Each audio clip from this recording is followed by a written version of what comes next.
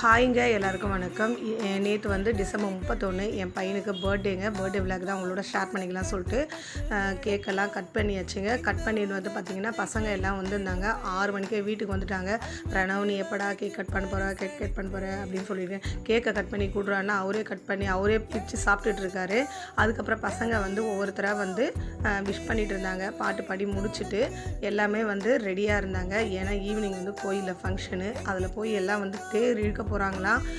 கூட வந்து இவர் ஒரு வாரமாக கேட்டுருக்காமா நானும் போகிறேன்னு சொல்லிட்டு சரி கொஞ்சம் தொலைவு போயிட்டு வந்துடுறேன் அப்படின்னு சொன்னேன். இந்த மாதிரி ஒரு நிகழ்ச்சிலாம் பண்ணனா குழந்தைங்களுக்குள்ளே இருக்கிற அந்த பாண்டிங் அந்த வந்து கொடுக்கணும் அப்படின்றது, ஷேர் பண்ணிக்கணும் அப்படின்ற எண்ணம் வந்து வளரும்.